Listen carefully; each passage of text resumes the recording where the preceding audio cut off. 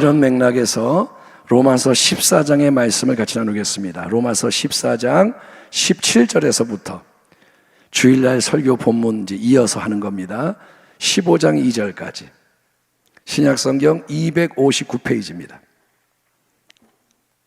259페이지 로마서 14장 17절에서 15장 2절까지를 교독합니다.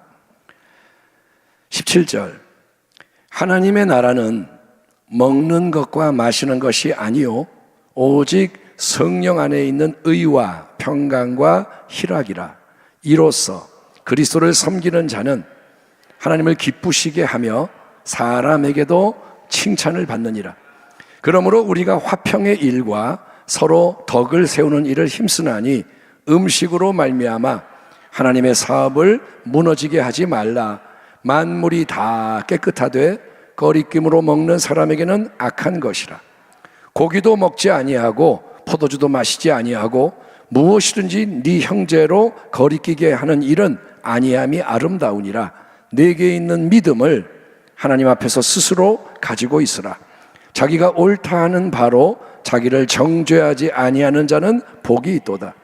의심하고 먹는 자는 정죄되었나니 이는 믿음을 따라 행하지 아니하였기 때문이라. 믿음을 따라 하지 아니하는 것은 다 죄니라. 15장 1절 믿음이 강한 우리는 마땅히 믿음이 약한 자의 약점을 담당하고 자기를 기쁘게 하지 아니할 것이라. 같이 읽겠습니다. 우리 각 사람이 이웃을 기쁘게 하되 선을 이루고 덕을 세우도록 할지니라. 아멘. 오늘 말씀의 제목은 하나님의 나라를 위해 선을 이루고 덕을 세우라. 따라합니다. 선을 이루고 덕을 세우라. 자, 주일날 말씀과 이제 연결이 되는데 로마서 14장 15장 여기에서 사도 바울은 그 당시 로마 교회 안에서 실제로 큰 문제거리가 되었던 성도 간의 갈등을 다루고 있다고 했습니다. 이 갈등의 핵심은 믿음이 강한 자들과 믿음이 약한 자 사이의 반목, 다툼입니다. 믿음이 강한 자들, 그 사람들은 누구냐? 이방인 그리스도인들인데 믿음이 강한 자들, 이방인들은 우상 제물로 바쳐진 고기를 아무 꺼리낌이 없이 막 먹었던 사람들인 거예요. 우상 제물 고기? 그래, 나 그거 좋아해. 맛있게 먹을 거야. 예. 반면에 믿음이 약한 자들로 표현이 되는 유대인 그리스도인들은 우상 제물로 우상 제물 고기를 더럽고 악한 음식이라고 생각을 합니다. 그래서 아예 그러면 고기를 먹지 않고 채소만 먹는 생활 방식을 하겠다. 이렇게 다른 길을 가는 거예요. 또 여기에는 특별한 절기를 구별해서 지켜야 하느냐 아니면 그럴 필요가 없느냐, 모든 날이 똑같이 여겨야 하느냐, 여기에 대해서도 대립이 추가되는 거예요. 음식 문제, 특별한 날의 문제. 이런 상황에서 사도 바울은 두 그룹 모두에게 뭐라 그러냐? 너희는 성도로서 서로를 업신여기지 마라. 서로 비판하지 마라. 권면을 하지만 특별히 믿음이 강한 자들에게 더 많은 말씀이 주어지는 것을 볼 수가 있습니다. 이거는 어찌 보면 당연한 겁니다. 여러분, 집안에서 형하고 동생하고 싸우면 엄마는 동생보다 형한테 더 많은 말을 하지 않습니까? 어린 동생하고 좀 큰 형하고 싸웠어요. 그러면 엄마는 그러죠. 야, 동생은 철이 없잖아. 잘 모르잖아. 형인 네가 이런 상황을 잘 피해야지. 네가 주도적으로 나서줘야, 형이 그렇게 해야 문제가 근본적으로 해결되는 거니까 네가 좀 잘해봐라. 여러분, 이런 마음을 가지고 사도 바울 역시 믿음이 강한 자, 믿음의 자유를 깨닫고 주장하는 성도들에게 집중적으로 권면의 말씀을 주고 있는 것입니다. 우리가 암송한 구절, 만일 음식으로 말미암아 네 형제가 근심하게 되면 이는 네가 사랑으로 행하지 아니함이라. 그리스도께서 대신하여 죽으신 네 형제를 네 음식으로 망하게 하지 말라. 아멘. 우리가 주일날 나눈 말씀대로 사도 바울은 십자가 사랑의 이해를 확장을 시킵니다. 십자가의 사랑은 그리스도가 나만을 사랑한 게 아니다. 그 사랑은 주 예수 그리스도가 믿음이 연약한 자들에게도 베푸는 거다.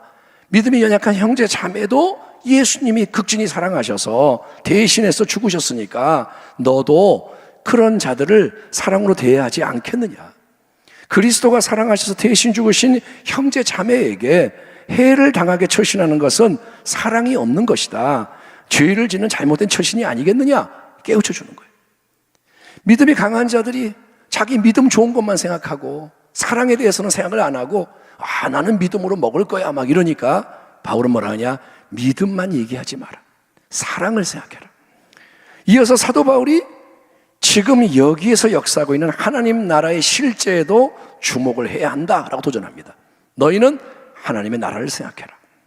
하나님의 나라는 먹는 것과 마시는 것이 아니요 오직 성령 안에 있는 의와 평강과 희락이라. 이로써 그리스도를 섬기는 자는 하나님을 기쁘시게 하며 사람에게도 칭찬을 받느니라. 세번역 성경, 하나님의 나라는 먹는 일과 마시는 일이 아니라 성령 안에서 누리는 의와 평화와 기쁨입니다. 그리스도를 이렇게 섬기는 사람은 하나님을 기쁘게 해드리고 사람에게도 인정을 받습니다. 아멘 합시다. 아멘. 한번 따라합니다. 하나님의 나라. 이 하나님의 나라는 성경의 중심 주제입니다. 하나님의 나라가 성경의 중심이 되는 주제인데 하나님의 주권적인 통치가 이루어지는 것, 그게 하나님의 나라인 거예요. 하나님이 왕으로서 다스리신다. 영원하신 우리 하나님은 어디에 계십니까? 하늘 보좌에 자정하시고 마지막에 완전한 천국을 통해서 그분의 통치를 완성하시는 줄 믿습니다. 아멘. 요한계시록 21장, 사도 요한은 새 하늘과 새 땅을 바라봅니다. 하나님께로부터 내려오는 새 예루살렘 성을 바라보며 이런 말씀을 듣게 됩니다.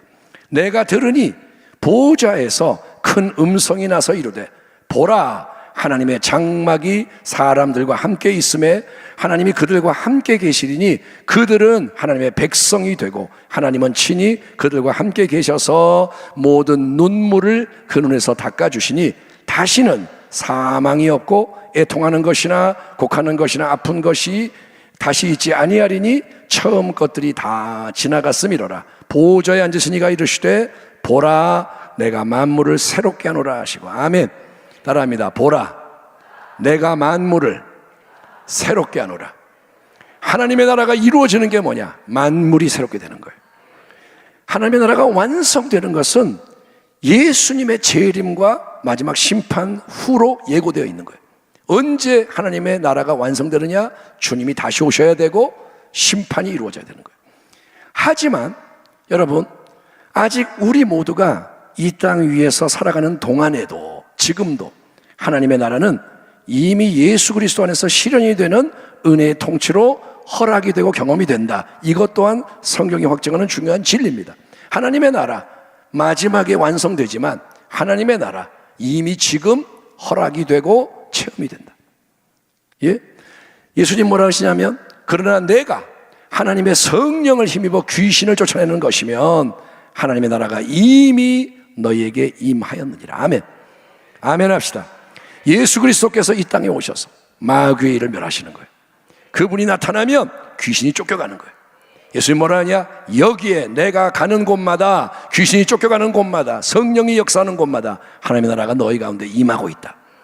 또 예수께서 대답하여 이르시되 하나님의 나라는 볼 수 있게 임하는 것이 아니요 또 여기 있다 저기 있다고도 못하리니 하나님의 나라는 너희 안에 너희 가운데 있느니라. 아멘. 하나님의 나라가 어디에 있느냐? 우리 안에 우리 가운데 임한다는 거예요. 여러분, 이 하나님의 나라는 이 세상의 나라처럼 눈에 보이는 특정한 영토의 제한을 받는 나라가 아닙니다. 이 세상의 나라, 대한민국이 있고, 그 다음에 일본이 옆에 있고, 중국이 있고, 보이잖아요. 여기 경계선이 있네? 여기 넘어가면 안 되네? 독도는 우리 땅? 보이는 거 갖고 싸우는 거예요. 하지만 하나님이 수많은 사람들의 마음과 관계 속에 역사하시고 다스리는 게 뭐냐? 하나님의 나라라는 거예요. 대한민국에서 하나님이 사람의 마음을 다스리고, 일본에서 하나님이 사람의 마음을 다스리고, 세상의 나라로는 대한민국이요 일본 나뉘지만 하나님이 마음을 다스리고 삶을 다스리는 곳은 그 나라가 임하는 거예요. 지금 우리가 함께 모여 예배드리는 이 자리, 하나님의 통치하심이 나타날 때 하나님의 나라가 여기에 임하는 겁니다. 다시 한번, 우리가 모였습니다. 누구의 이름으로? 누구의 이름으로? 예수 그리스도의 이름으로. 그래서 하나님이 예수의 이름에 합당한 새 일을 행하실 때 하나님의 나라가 임하는 거예요. 예, 여러분, 우리 가정, 직장에 하나님이 역사하시며 그분의 뜻을 이루어가는 게 뭐냐? 하나님의 나라가 그 시간, 그 장소에 이루어지는 겁니다. 여기에 있다, 저기에 있다, 눈으로 볼 수가 없고 가리킬 수 없지만 하나님의 나라는 실제로 임하는 거예요. 그런 하나님의 특별한 임재하심, 통치하심은 여러분, 우리가 어떤 음식을 먹느냐 마느냐, 어떤 음료를 마시느냐 마느냐, 이런 외적인 규정을 따지는 것으로 좌우되는 게 아니라는 거예요. 하나님의 나라가 임하느냐 임하지 않느냐, 이거는 내가 뭐를 먹느냐 마시느냐 그런 게 중요한 게 아니라는 거예요. 예? 우상제물 고기를 먹어도 된다, 믿음의 자유로 먹어야 한다, 아니야 그거 먹으면 안 된다, 부정과 악이 역사한다. 여러분, 하나님의 현재 통치하심은 그렇게 외적으로 우리가 뭐를 먹느냐 마시느냐, 어떤 옷을 입느냐, 손을 씻었느냐 안 씻었느냐, 여기에 따라 결정되고 제한되는 게 아니라는 거예요. 보이는 걸로 규정하는 게 아닙니다. 그 대신에 하나님이 이 세상 속에 임재하시고 통치하신다. 하나님이 이 예배 가운데 임재하시고 통치하신다. 하나님이 우리의 가정에 좌정하시고 통치하신다. 그게 뭐냐? 그거는 성령님이 우리 가운데 좌정하시고 운행하시는 거예요. 따라합니다. 성령이 계신 곳에 하나님의 나라가 임한다.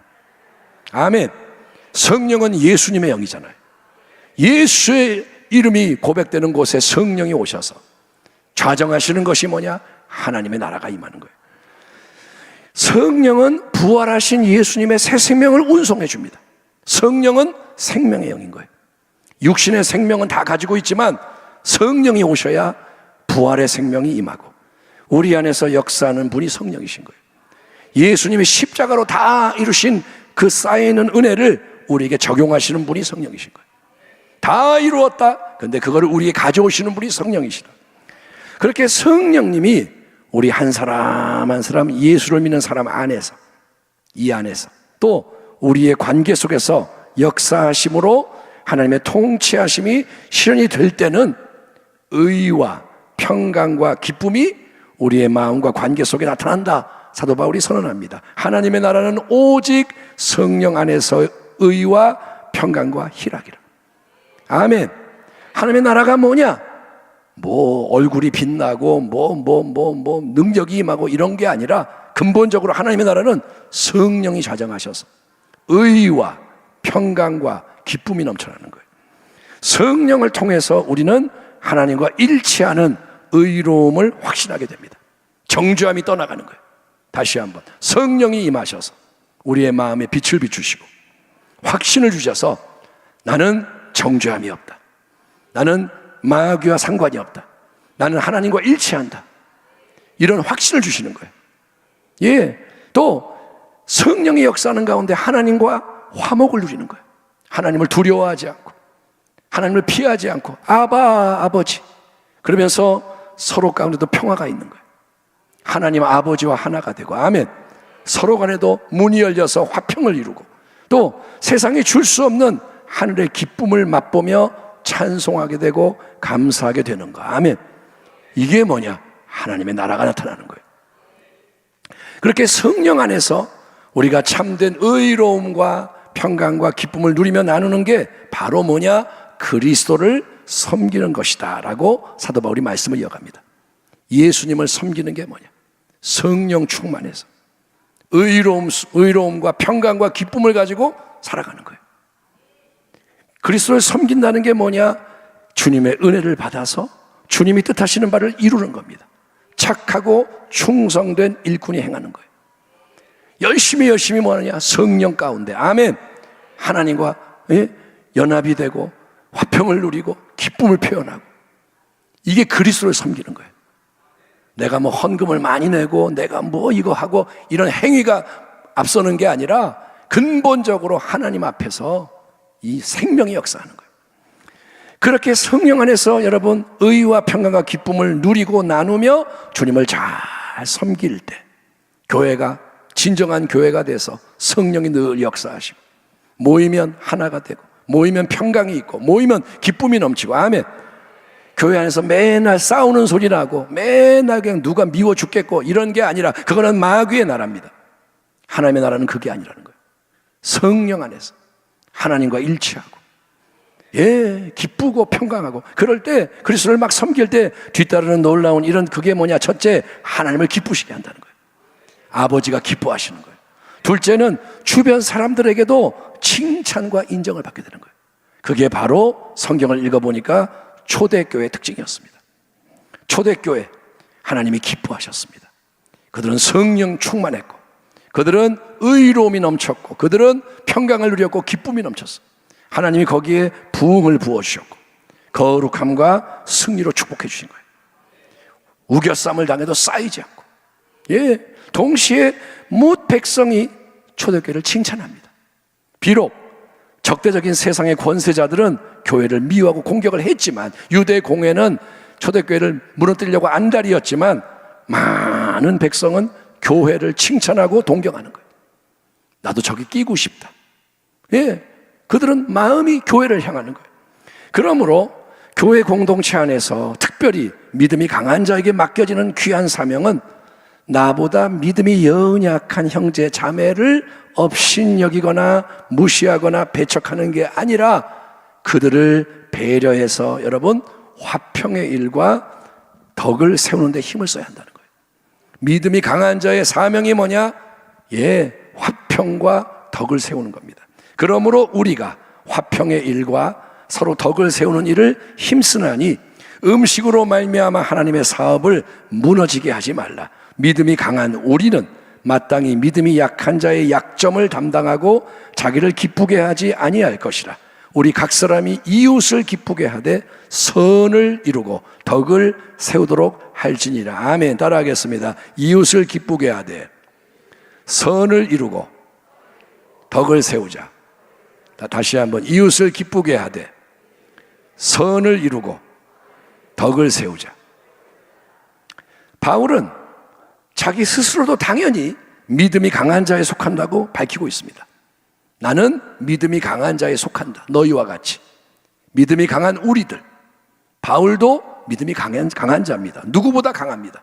그러므로 사도 바울은 우상 제물 고기든 우상에 바쳤던 포도주든 어떤 음식이나 자유롭게 먹을 수 있는 믿음의 담대함과 권리를 가진 사람인 거예요.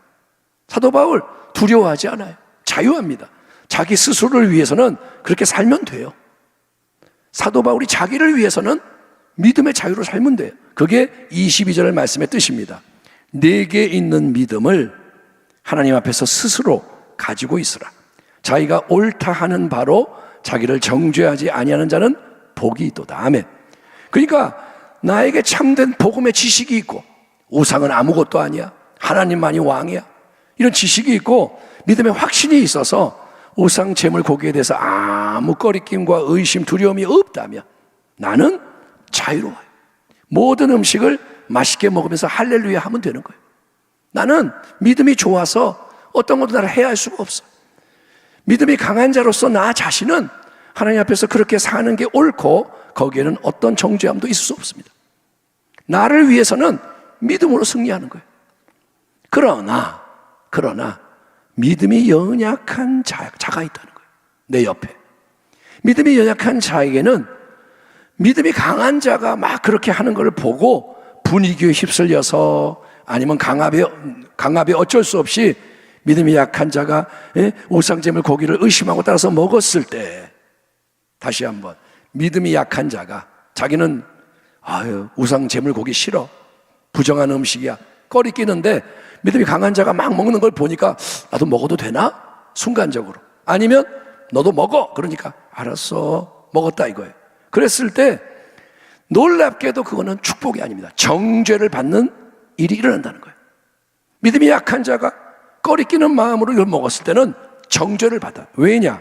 믿음을 따라 행하지 않고 믿음 없이 행하는 것이 다 죄이기 때문인 거예요. 굉장히 중요한 말씀이에요.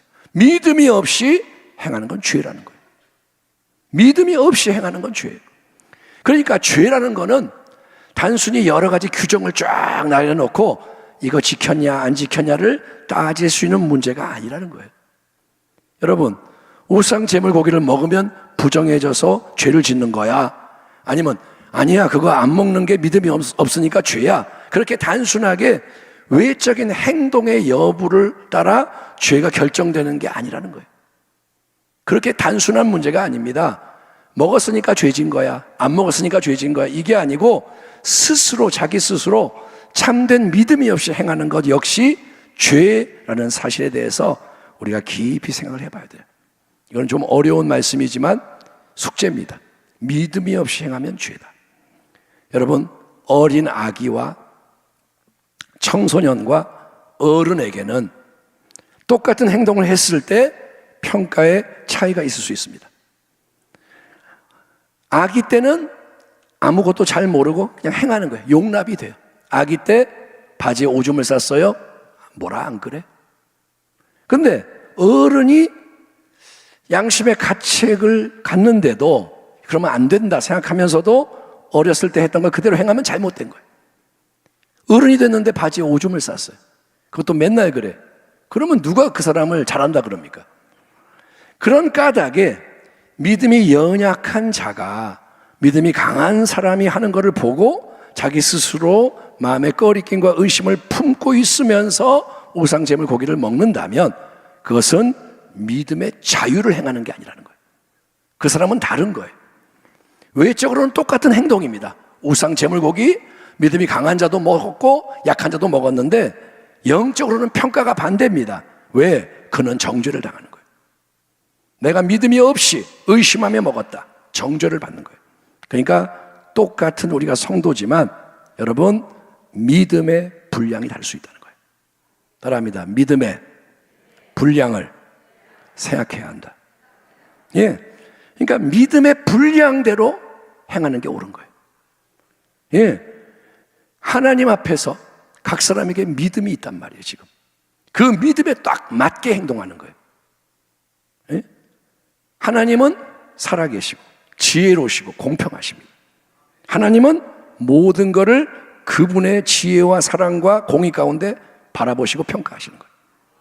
어린아기는 어린아기대로 판단하시고 어른은 어른대로 판단하시고, 그래서 예컨대 믿음이 어릴 때는 하나님 앞에서 남이 미운 걸 갖다가 그대로 막 말씀드리는 거를 잘한다 그러시는 거예요. 내가 지금 누가 미워, 하나님 쟤 미워 죽겠어요. 그래도 하나님이 어이구 그래 잘한다 그래. 예?